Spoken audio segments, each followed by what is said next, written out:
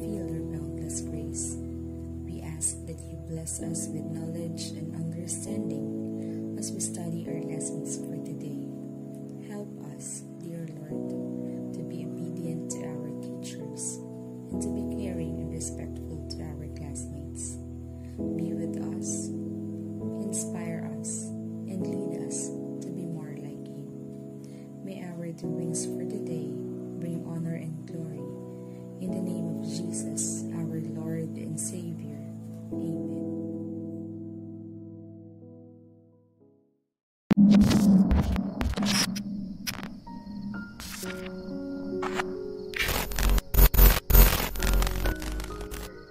Hello guys, this is the last lesson of our subject, Creative Nonfiction.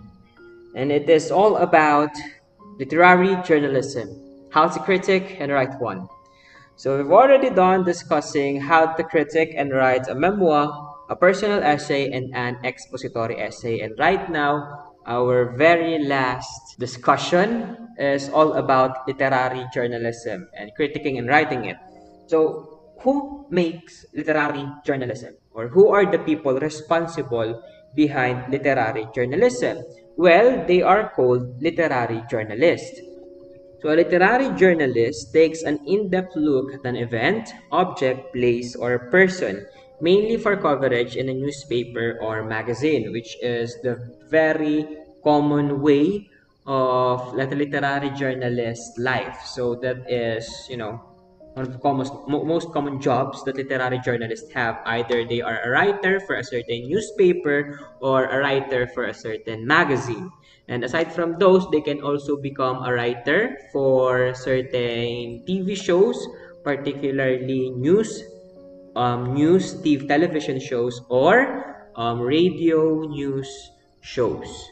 Okay, so this genre, actually, literary journalism, requires you as a literary journalist, because if you're going to write a literary journalism, then you are as an aspiring literary journalist. So to become a literary journalist, you're actually required to step into the world in order to investigate the facts about a certain subject and actually report those facts in a narrative form.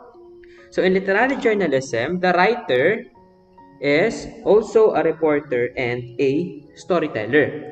So news requires reporting the facts surrounding the subject, the what, where, who, when, why, and how. That is the reason why literary journalists actually goes out to find and to look personally those things that they want to write about. For example, you want to write a literary journalism about the effects of COVID-19 to the senior high school students of Lipa City. Now, being a literary journalist, what you want to do here is not just type in the internet, what are the effects of COVID-19, blah, blah, blah, blah, blah.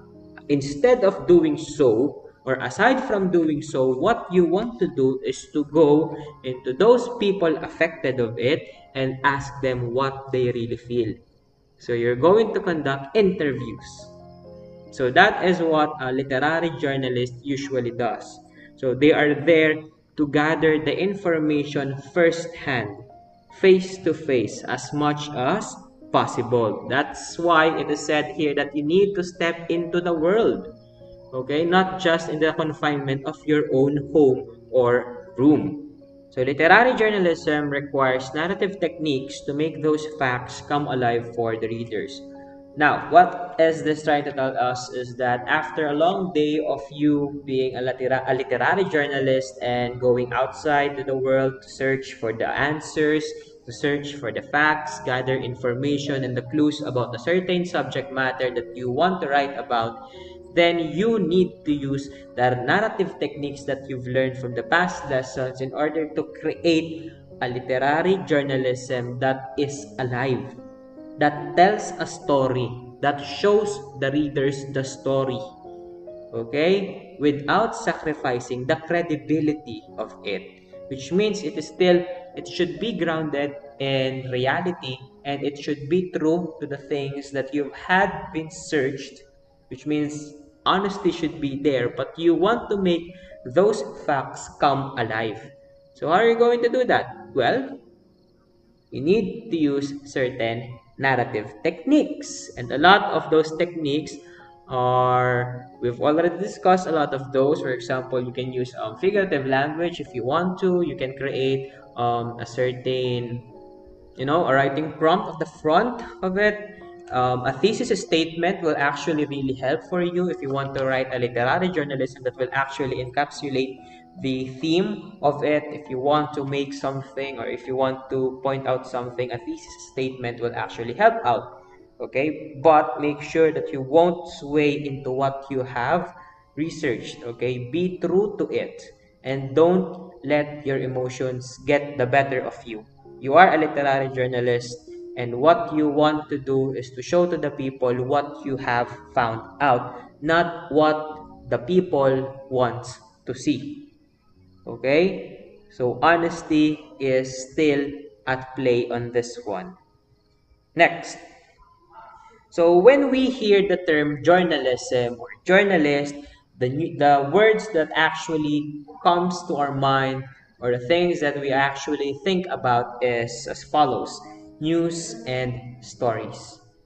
And we all know that journalists are the one responsible for supplying us the news and the stories about what is happening in our country, in the whole world, right? And even in the galaxy, for example.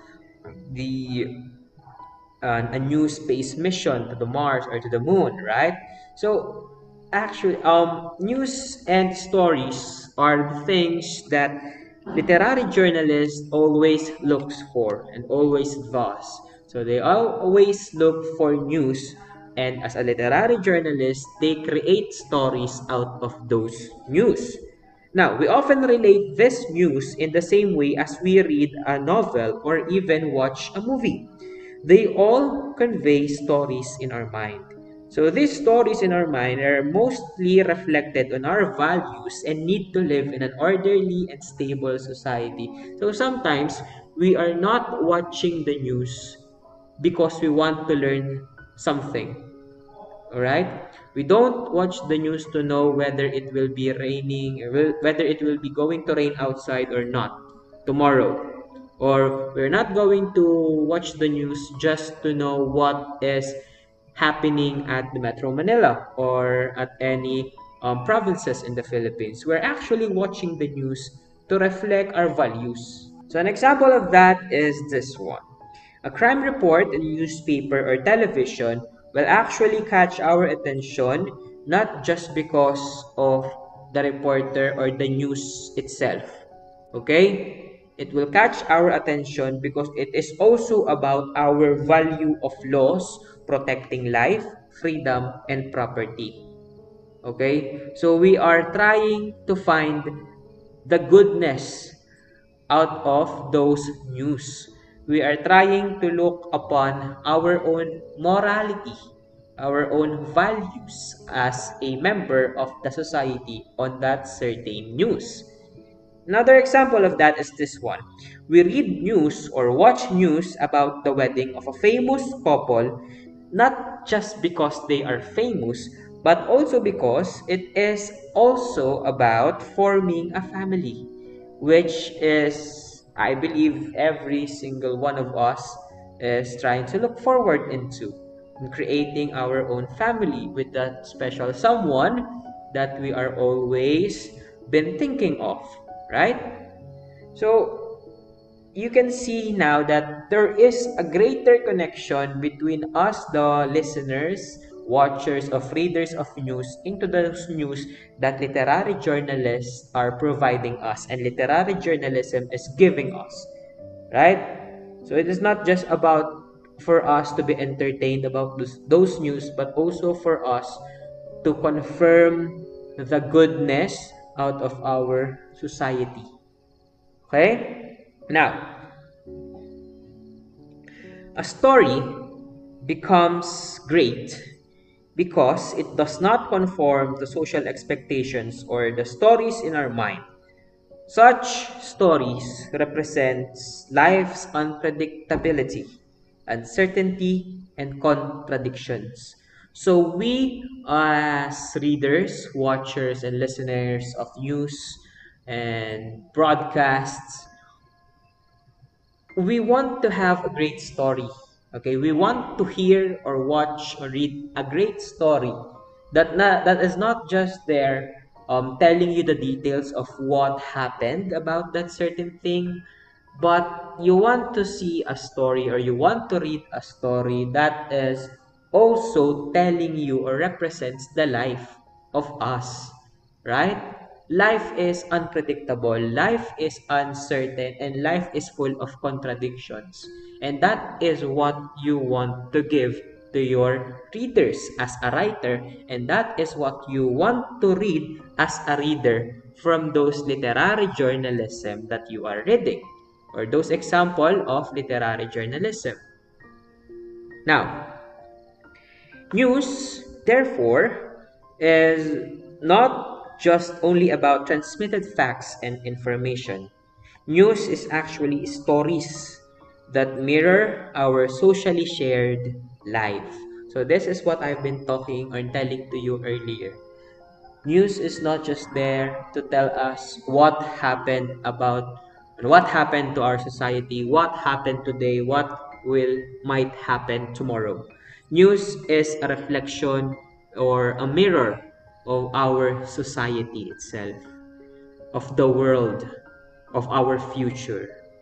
Okay? Now that we are done with the news, let's proceed with the stories that we, as a literary journalist, could actually look up into. So the first example or first type of story that you can write about as a literary journalist is a triumph against evil. So the battle between good and evil is a very common theme of human existence. So the evil ones are usually people, those who are considered bad and wicked for deeds that they have committed against fellow human beings. Such deeds are seen as shocking or unforgivable. So this type of story assures us the good will eventually win. Or an example of this story is that if you're going to write literary journalism about how the World War II ended, wherein we can see that the good triumphed over evil there since the war ended. So another example or another type of story that you can write about is a triumph against personal misfortune. So we are all familiar with this type of story wherein, for example, there was this boy who ends up being a wealthy or politically powerful, and an orphan girl who finds a loving family, a family that prevails over death, debt, or even disaster. This type of story actually shows how personal tragedy opens up a prospect for a better life.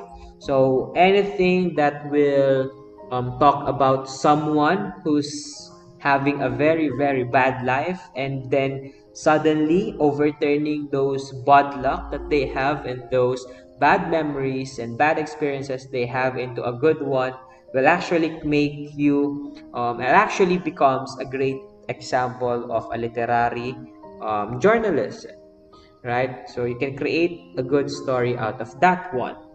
The third type of story that you can have is the reversal of fortune. So this is actually the opposite of the second one, or the triumph against personal misfortune. So since this one is all about um, having the protagonist turn his one good life into a bad one.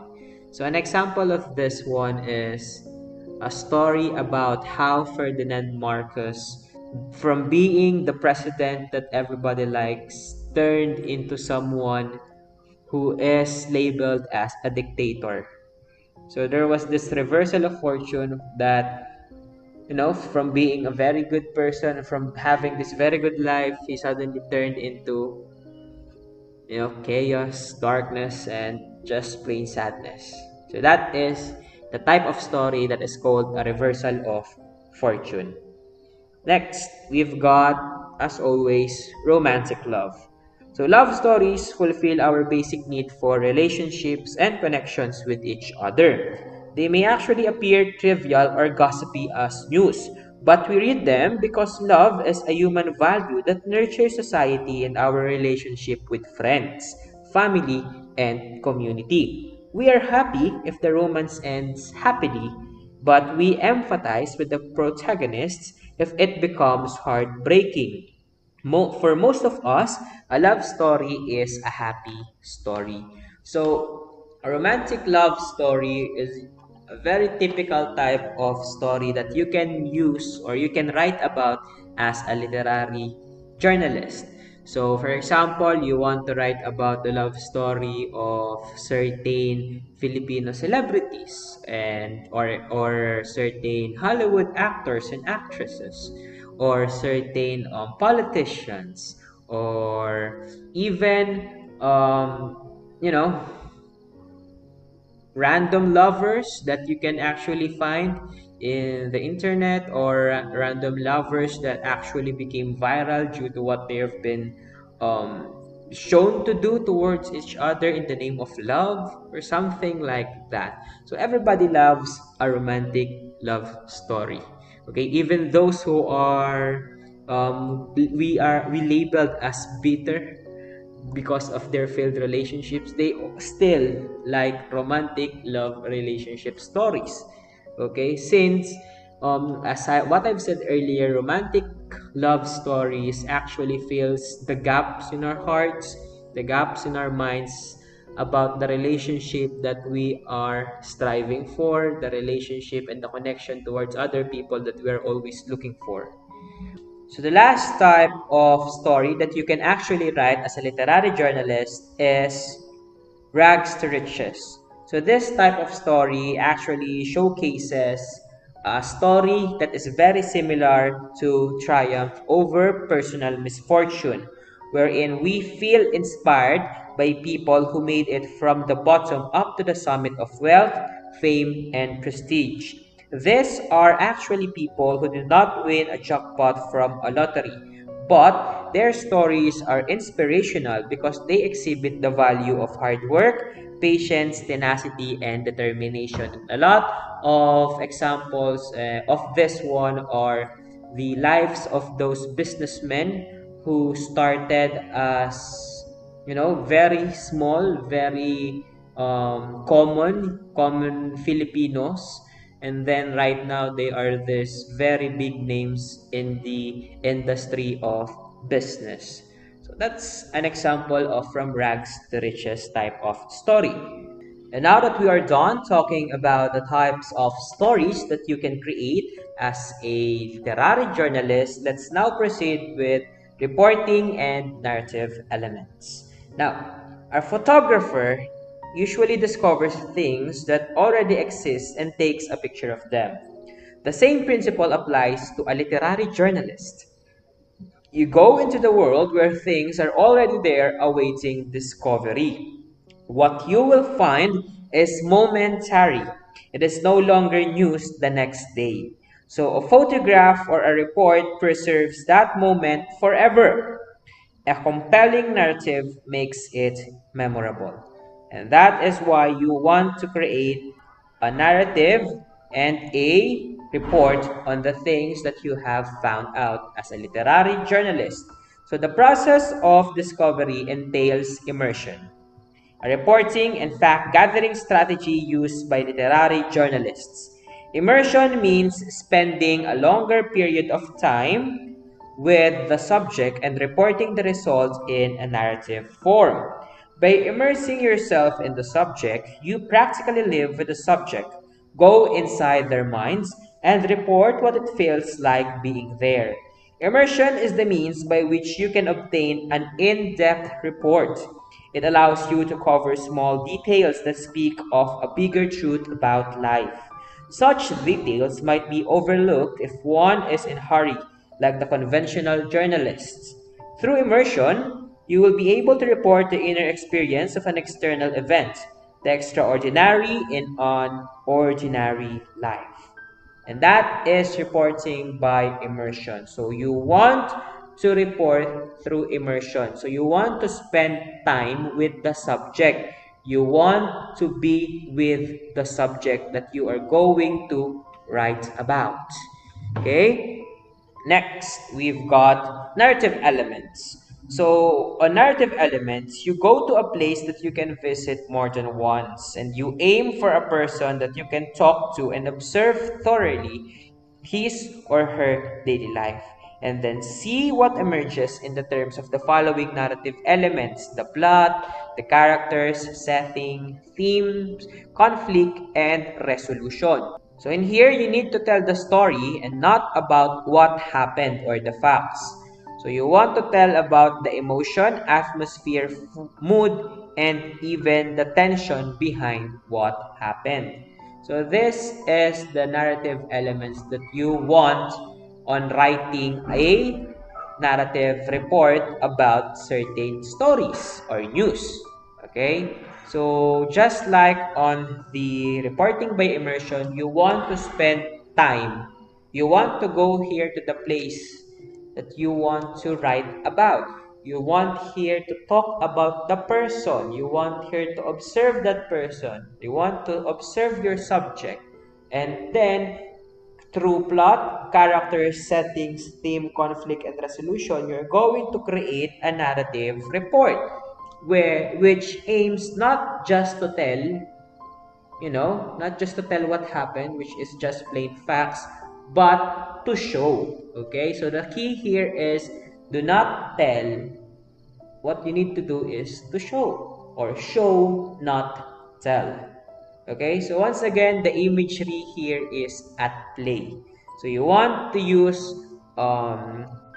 you need to play with the words that you're going to use, and you want to use the right sentence construction. You want to use the right adjectives. You want to use the right terms, terminologies, words, in order for you to transport your readers or listeners or even watchers to the scene wherein you are right now as a writer. Okay? So you want them to experience firsthand what you experience. You want them to learn what you are learned or what you learned as a literary journalist. Now, and that's it. That's how you want to report and to create a narrative out of a news story. Those are the narrative elements, those are the reporting elements. We've discussed what literary journalism is, what a literary journalist does. We also discussed how news and stories shapes literary journalism, and what are the types of stories that we can actually write as a literary journalist. Now, for your activity, this is the last activity that I'm going to give you for this quarter and for our subject. I would like you to complete this performance task number 6, which is our worksheet number 7. So I want you to open and answer the document entitled Q2 Lesson 5 or 10 underscore creative nonfiction underscore Sir Michael underscore worksheet number 7. So this is your performance task number 6, which is your worksheet number 7. As always, you need to write here your name and section as well as your strand. And here is direction. So you want to here to choose and create 250 word feature story or personality profile. So first, choose between these two. Do you want to create a feature story or do you want to write a personality profile? And then after you choose, then you need to start creating one. The minimum is 250 words. Okay, so for the feature story, as usual, you need to have here your title of the feature story. And the first paragraph of the feature story should contain the opening paragraph wherein the theme and the subject of the feature story should be focused or should be shown to us, the readers. Next, the second paragraph should contain the body of it, wherein you can see wherein we can read or look at the time, place, and setting of the feature story. Next, You want to have here the second body or the paragraph number 2 for the body that shows scenes, tensions, and conflict. Next, you want to write here for the third paragraph or body, paragraph number 2, the scenes, tensions, and conflicts. Next is the body of the paragraph number 3 or paragraph number 4. You want to have here the character, the characterization, the dialogue, or action.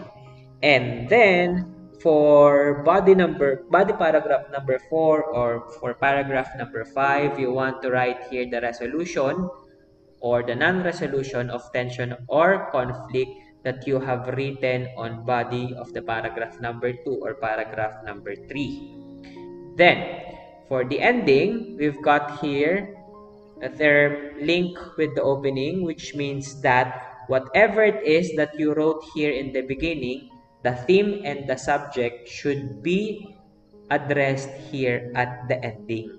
Okay, so either there was a resolution in the body paragraph number 4 or there is no resolution here.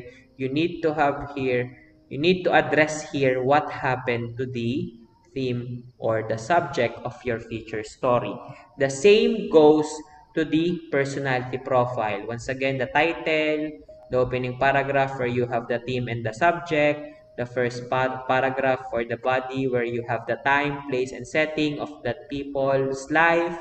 So for the personality profile, you need to find a certain individual that you need to find a certain individual whom you think will be very interesting for me to read because I am your reader. Okay, so I will be the one who will be judging your performance or your papers. So try to look for a personality here, either here in the Philippines or the or other countries in the world that I will find interesting so that the personality profile will actually fit into here. So once again, the opening paragraph, the theme and the subject, what do you want to talk about with that person's life? The second one is the time, place, and setting that is important about the theme and the subject. The paragraph number 2 where you have the scenes, the tension, and the conflicts on the life of the subject, the character and the characterization of the main person, and then the resolution, non-resolution of the tension that is shown here in the body paragraph number 2, and of course, as usual, the ending, which also correspond to the opening paragraph or the theme and the subject of this personality profile. So I'm also and always going to use this rubrics of ours.